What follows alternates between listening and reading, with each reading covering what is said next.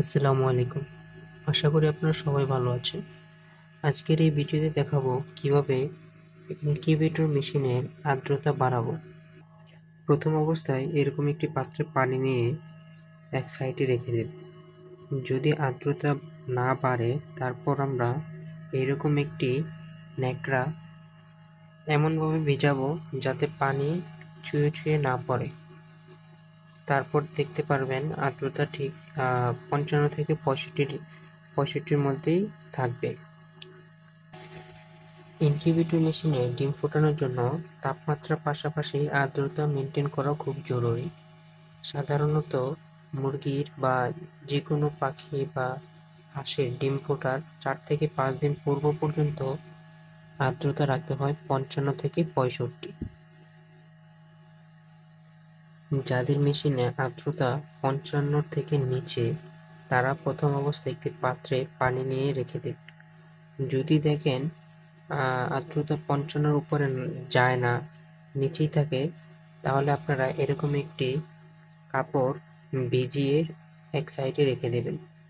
যদি দেখেন তারপরও হচ্ছে না বা ৫০ হয় বা ৫৩ এরকম ৫৫-র উপরে ওঠে না, তাহলে আপনারা সাইডে আরও একটি ন্যাকড়া দিতে পারেন। অর্থাৎ তখন আপনারা যতগুলো কাপড় দিবেন আর্দ্রতা তত বাড়বে। আমার এই একটি কাপড়েই হয়ে যায়। এটি মোটামুটি একটু মোটা রয়েছে, দেখতেই পাচ্ছেন। এটি আমি ভিজিয়ে খুব সুন্দর করে পানি নিগড়িয়ে দিই, যাতে করে পানি ছুঁয়ে ছুঁয়ে না পড়ে। যখন দেখবেন এই কাপড়টি শুকিয়ে গিয়েছে, তখন আপনারা আবার কাপড়টি ভিজিয়ে দেবেন। অর্থাৎ আর্দ্রতা মেশিনেই দেখতে পারবেন, যখন ৫৫ নিচে নেমে যাবে তখন আপনারা আবার কাপড়টি ভিজিয়ে দেবেন। মেশিনে ডিম ফোটানোর ক্ষেত্রে আপনারা অবশ্যই ৩টি বিষয় খেয়াল রাখবেন।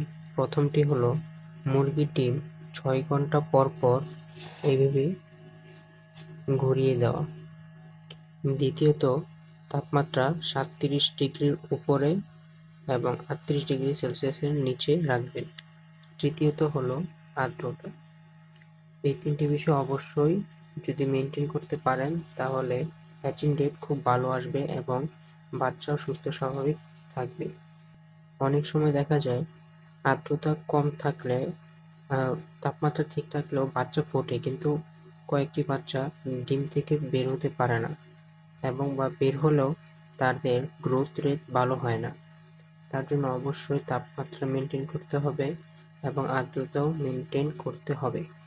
যদি এই ভিডিওটি দেখে আপনারা উপকৃত হন, তাহলে অবশ্যই একটি লাইক দিবেন। আল্লাহ হাফেজ।